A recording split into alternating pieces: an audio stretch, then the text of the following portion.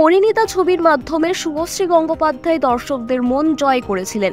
এরপর ইন্দুবালা ভাতের হোটেলে তিনি একেবারে অন্যভাবে ধরা দেন। চলতি বছরের শুরুতে রাজ চক্রবর্তী পরিচালিত বুদ্ধদেব গুহর উপন্যাস অবলম্বনে তৈরি বাবলি ছবিতে শুভশ্রীকে দেখা যাবে বলে ঘোষিত করা হয়েছিল। পোস্টার ও টিজার প্রকাশের পর থেকেই ছবিটি নিয়ে কৌতূহল তুঙ্গে। এবার ট্রেলারেও সেই চমক বজায় থাকবে বলে আশা করা যায়। বাবলির অজানা পথ চলায় পরিচয় হয় এক অচেনা মানুষের সঙ্গে।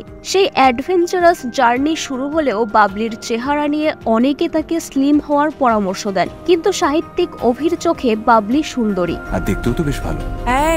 এভাবেই তাদের সম্পর্কের শুরু। তাদের সুন্দর জীবনে হঠাৎই ঝুমা বোসের আবির্ভাব ঘটে, যিনি পেশায় একজন বিমান সেবিকা। ঝুমার সৌন্দর্যে মুগ্ধ হয়ে অভির সঙ্গে বাবলির সম্পর্কের টানাপোড়েন শুরু হয়। তাহলে কি সত্যিই ভেঙে যাবে তাদের সম্পর্ক? বুদ্ধদেব গুহর লেখা উপন্যাসটি ইতিমধ্যেই অনেকের মন ছুঁয়েছে। এবার পর্দায় তার প্রতিফলন কেমন হয় সেটাই দেখার। এই ছবির মাধ্যমে আরো একবার বাঙালি সেই নস্টালজিয়ায় ভেসে চেনা পথে হাঁটতে পারবে কিনা তা জানার জন্য দর্শক অপেক্ষা আছে 15ই আগস্টের। এই ছবির মাধ্যমে 10 বছর পর আবার একসঙ্গে কাজ করছেন রাজ চক্রবর্তী ও আবির চট্টোপাধ্যায়। রাজ জানিয়েছেন বাবলি তার অন্যতম প্রিয় উপন্যাস এবং 22-23 বছর বয়সের বাবলি চরিত্রটি ফুটিয়ে তোলার জন্য শুভশ্রী গঙ্গোপাধ্যায়ের মতো উপযুক্ত কেউ নেই।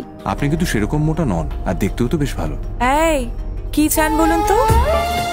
বিনোদন জগতের সব খবরাখবর সবার আগে পেতে সাবস্ক্রাইব করুন বিনোদন চিত্র ইউটিউব চ্যানেল আর পাশে থাকা বেল বাটনটি ক্লিক করতে ভুলবেন না।